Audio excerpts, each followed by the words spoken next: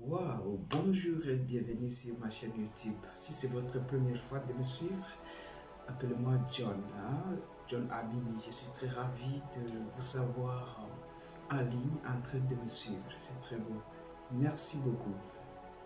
Oui, notre chaîne est conçue pour vous accompagner.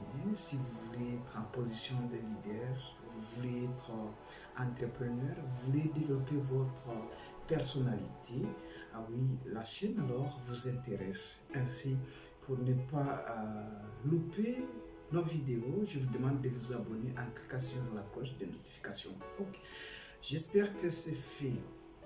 Et maintenant, aujourd'hui, nous sommes en train de vous parler de 5 perles de sagesse.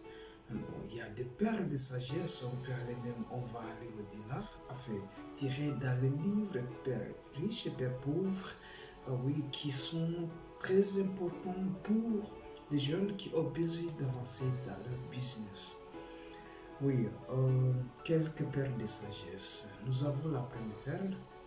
Vous êtes à l'image de vos pensées.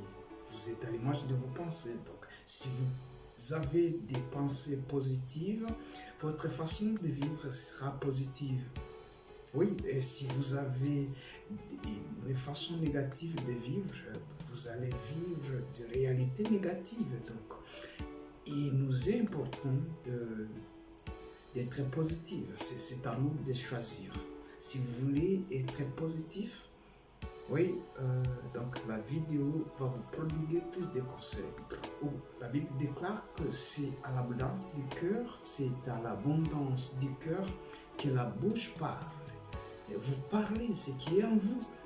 Donc si en vous il y a des aspects négatifs, ce que vous allez parler sera aussi négatif. Et ne soyez pas sceptiques, soyez positifs toujours. Notre cerveau a deux parties, il y a la partie négative et la partie positive. Oui, donc qu'est-ce que j'ai dit? Nous devons exploiter notre partie positive. Voilà. Deuxième perle, être un salarié, c'est une solution à court terme à une difficulté de long terme. Vous avez des problèmes de long terme, préférez avoir des solutions de court terme. Ça ne marche pas comme ça. Donc, c'est ce qui est préférable. Et il y a des difficultés de long terme. On cherche toujours des solutions de long terme. C'est ça l'idéal. C'est ça ce qui est normal.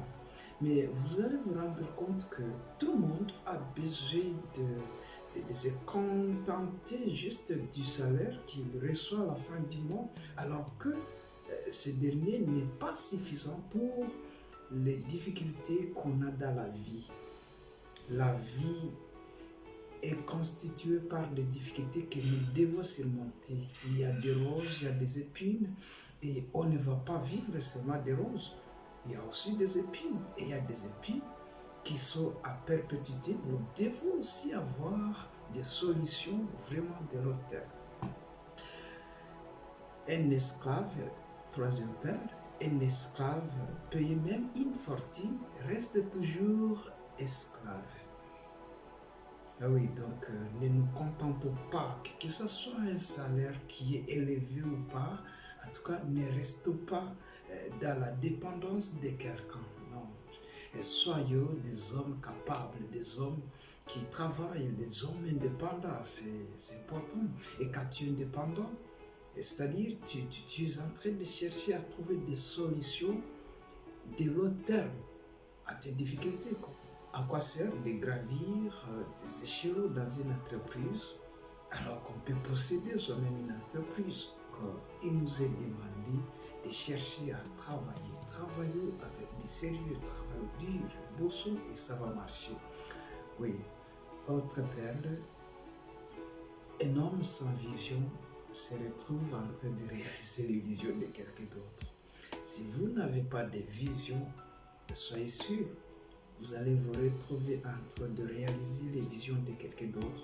Je donne un exemple. Vous êtes dans une entreprise, votre objectif peut-être c'est de galoper des échelons dans l'entreprise là.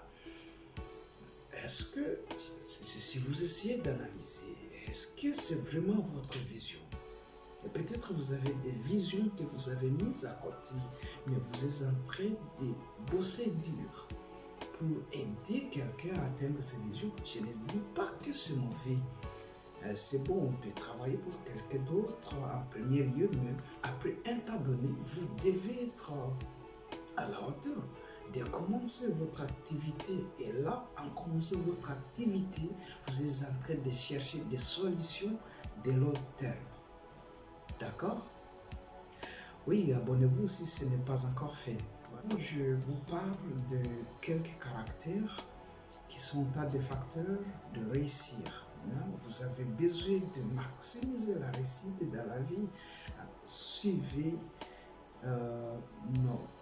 quelques caractères que nous avons essayé d'énumérer ici, tirés dans un ouvrage intitulé Père riche, Père pauvre, et accompagné de notre ouvrage intitulé Monter et réussir une affaire. Donc c'est très bon. Voilà, la première chose que vous devez avoir, ce n'est pas, excusez-moi d'utiliser le verbe devoir, c'est relatif. Vous pouvez, il faut avoir la motivation. Et soyez motivé. Quand vous êtes motivé, vous allez commencer. Donc la motivation vous aide à commencer. Mais pour y rester, vous devez avoir la vision. Ah ok, donc première, vous devez avoir un plat. Un plat bien écrit, il faut. Tout c'est fait par écrit. Il ne faut pas, c'est beau. Et ça en tête, ce n'est pas mauvais, mais ce qui est plus capital, c'est de noter. Il y a l'adage selon lequel les paroles s'envolent, mais les écrits restent. Vous devez avoir un plat par écrit. Et ça en tête, c'est bon, mais et ça aussi par écrit. Voilà. Il faut avoir la discipline. Et vous avez un plat. Maintenant, il faut avoir la discipline.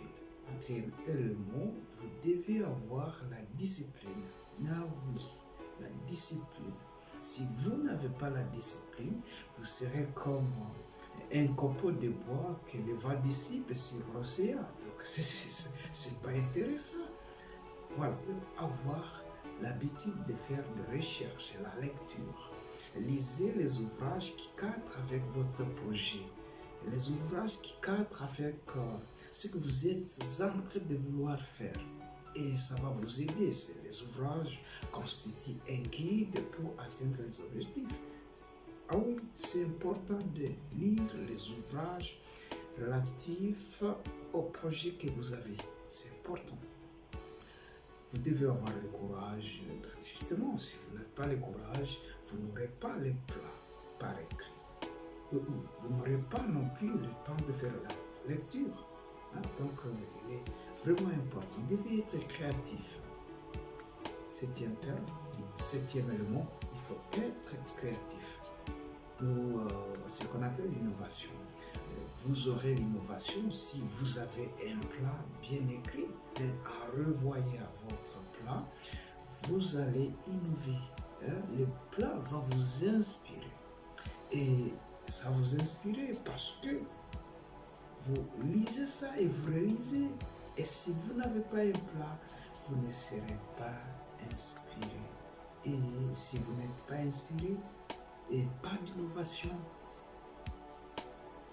pas de créativité, vous devez rester tenant. Ça, c'est le huitième élément. Restez tenant malgré les critiques. Il y a des critiques toujours. Et quand vous voulez faire quelque chose, oh, tu ne sauras pas. Il y a les autres qui t'ont précédé. Ils n'ont pas réussi. Il y a des critiques. Il faut résister. Nous avons en fait la patience. Il faut être patient. Ça peut prendre un temps. Il faut être patient. C'est important. Que ça prenne une année, 2 ans, 3 ans. En tout cas, il faut être patient. Il faut être patient. C'est dans la patience où vous allez toujours chercher à enrichir votre plat. C'est très important. Bon, on ajoute un autre élément, c'est l'éducation financière. Il faut être éduqué financièrement. on n'a pas de fortune, pas parce qu'on a peu d'entrée, mais c'est parce qu'on ne sait pas comment gérer le peu qu'on a. Et vous savez, même dans la Bible, il y a un maître, de son passage, il a donné des talents à 3 personnes. Oh, qu'est-ce que je dis? À 3 personnes. La première, il a donné 5 talents. La deuxième, il a donné 2. La dernière, il a donné 1. N'est-ce pas? Si on se rappelle bien, le premier a développé l'activité, il a produit 5 autres.